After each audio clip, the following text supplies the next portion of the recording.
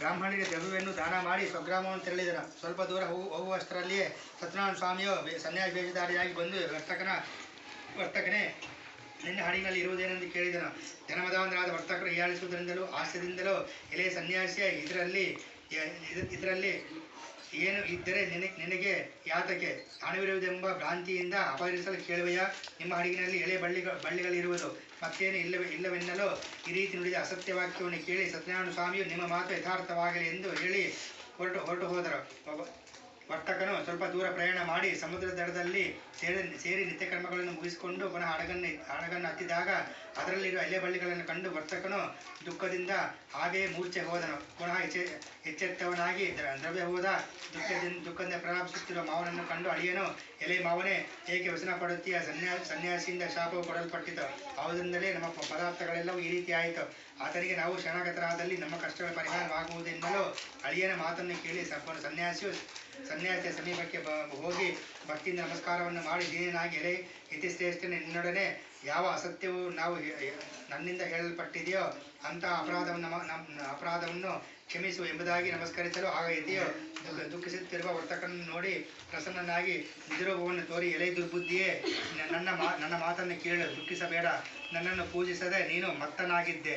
ನನ್ನಾಜ್ಞೆಯಿಂದ ಬಾರಿ ದುಃಖವನ್ನು ಅನುಭವಿಸುತ್ತಲಿರುವೆ ಎಂಬುದಾಗಿ ನುಡಿದ ಭಗವದ್ ವಾಕ್ಯವನ್ನು ಕೇಳಿ ವರ್ತಕನ ಸ್ತೋತ್ರ ಮಾಡಲು ಉಪಕರಿಸಿದ. ಎಲೆ ಸ್ವಾಮಿಯೇ, ಬ್ರಹ್ಮಾದಿ ಸಮಸ್ತ ದೇವತೆಗಳು ಕೂಡ ನಿನ್ನ ಆಶ್ಚರ್ಯಕರವಾದ ಗುಣಗಳನ್ನು ತಿಳಿಯದೆ ಮಾಯೆಯಿಂದ ಮೋಹಿತರಾಗಿರುವಲ್ಲಿ ಮೂಢರಾದ ನಾವು ನಿನ್ನ ಸ್ವರೂಪವನ್ನೆಂತೂ ತಿಳಿಯಲು ಸಾಧ್ಯವಿಲ್ಲ. ವಿದ್ಯುಕ್ತನಾಗಿ ನಿನ್ನ ಪೂಜೆಯನ್ನು ಖಂಡಿತ ಮಾಡಲು ನಮ್ಮಲ್ಲಿ ಕರುಣಿಸು. ಪೂರ್ವದಲ್ಲಿ ನಮ್ಮಿಂದ ಮಾಡಲ್ಪಟ್ಟ ಅಪರಾಧವನ್ನು ಕ್ಷಮಿಸಿ ನಮ್ಮನ್ನು ರಕ್ಷಿಸು ಎಂದು ಭಕ್ತಿಯಿಂದ ಪ್ರಾರ್ಥಿಸಲು ಸತ್ಯನಾರಾಯಣ ಸ್ವಾಮಿ ಅವರಿಗೆ ಅನೇಕ ವರಗಳನ್ನು ಪೂರ್ವಧನವನ್ನು ಅನುಗ್ರಹಿಸಿ ಅಂತರ್ಗತನಾದನು. ನಂತರ ವರ್ತಕರ ಹಡಗಿನಲ್ಲಿ ದ್ರವ್ಯವು ತುಂಬಿರುವುದನ್ನು ಕಂಡು ಸತ್ಯನಾರಾಯಣ ಸ್ವಾಮಿಯ ದಯೆಯಿಂದ ಇಷ್ಟಾರ್ಥಗಳನ್ನು ನೆರವೇರಿಸಲು ಸುಧನರೊಂದಿಗೆ ಒಡಗೂಡಿ ಸ್ವಾಮಿಯನ್ನು ಪೂಜಿಸಿ ಆತನ ಅನುಗ್ರಹದಿಂದ ಸಂತೋಷಯುಕ್ತರಾಗಿ ನಮ್ಮ ದೇಶದ ಸಮೀಪಕ್ಕೆ ಬಂದು ಅಳಿಯನನ್ನು ಕುರಿತು ರತ್ನಪುರವೆಂಬ ನಮ್ಮ ದೇಶವು ಸಿಕ್ಕಿತು ತಮ್ಮ ಆಗಮನದ ಸಮಾಚಾರವನ್ನು ಸೇವಕರ ಮೂಲಕ ಮನೆಗೆ ಕಳುಹಿಸಿದರು.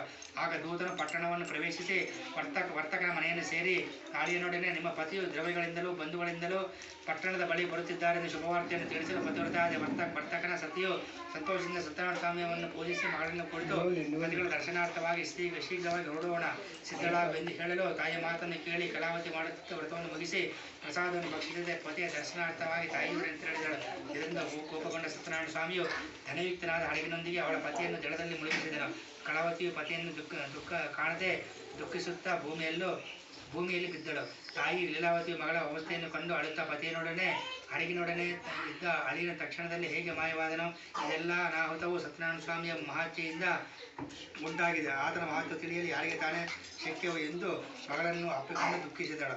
ಪತಿಯನ್ನು ಕಳೆದುಕೊಂಡು ದುಃಖಿತಳಾಗಿ ಕಲಾವತಿ ತನ್ನ ಪತಿಯಿಂದ ಅಷ್ಟವಾದ್ದರಿಂದ ವ್ಯಥೆಯಿಂದ ಪಾದಕಿಯನ್ನು ತೆಗೆದುಕೊಂಡು ಸಹಗಮನ ಮಾಡಬೇಕೆಂದು ನಿಶ್ಚಯಿಸಲು ಮಗಳ ಕಷ್ಟವನ್ನು ನೋಡಿ ಆತನ ಪತ್ನಿಯು ಶೋಕದಿಂದ ಸಂತೃಪ್ತರಾಗಿ ಆಲೋಚನೆಯನ್ನು ಮಾಡುತ್ತಾ ಹಡಗು ಅದೃಶ್ಯವಾಗಿರುವುದು ಸತ್ಯನಾರಾಯಣ ಸ್ವಾಮಿಯೇ ಮಾಡಿದ್ದಾನೆ ವಿನಃ ಬೇರೆ ಇನ್ಯಾವುದೂ ಎಲ್ಲ, ಇದು ಸತ್ಯನಾರಾಯಣ ದೇವರ ಮಾಯಾಪಾಶದಿಂದ ಭ್ರಾಂತನಾಗಿರುವನು ಏನೋ ಎಂದು ಯೋಚಿಸಿ ಎಲ್ಲರ ಸಮಕ್ಷಮದಲ್ಲಿ ಆಪದ್ಬಾಂಧನ ಸತ್ಯನಾರಾಯಣ ಸ್ವಾಮಿ ದೇವರ ಪೂಜೆ ಮಾಡುತ್ತೇನೆಂದು ಪ್ರಾರ್ಥನಾ ವಚನವನ್ನು ಹೇಳಿದ ಮೇಲೆ ಸತ್ಯನಾರಾಯಣ ಸ್ವಾಮಿಗೆ ಪುನಃ ಭೂಮಿಯ ಮೇಲೆ ದೀರ್ಘವಾಗಿ ನಮಸ್ಕಾರವನ್ನು ಮಾಡಿದನು.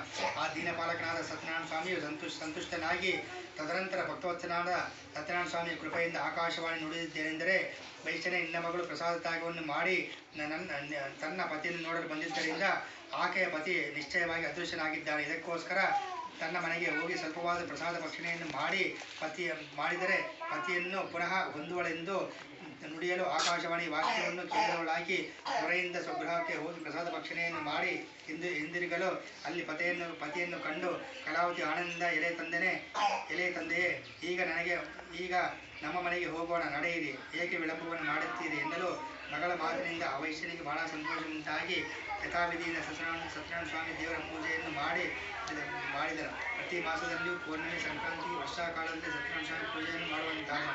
ಈ ಪ್ರಕಾರ ವಿಧಿಯುಕ್ತನಾಗಿ ಸತ್ಯನಾರಾಯಣ ಸ್ವಾಮಿ ವ್ರತಾಚರಣೆಯನ್ನು ಮಾಡಿ ಭಕ್ತಿಲೋಕದಲ್ಲಿ ಸುಖ ಸಂತೋಷಗಳನ್ನು ಅನುಭವಿಸಿ ನಂತರ ಸತ್ಯಲೋಕವನ್ನು ಹೊಂದುವುದು ಎಂಬುದಾಗಿ ಸೂತಪುರಾಣಿಕರು ಶೌನಕಾದಿ ಋಷಿಗಳಿಗೆ ಹೇಳಿದರೆಂಬಲ್ಲಿಗೆ 4ನೇ ಅಧ್ಯಾಯ ಮುಗಿದಿದೆ.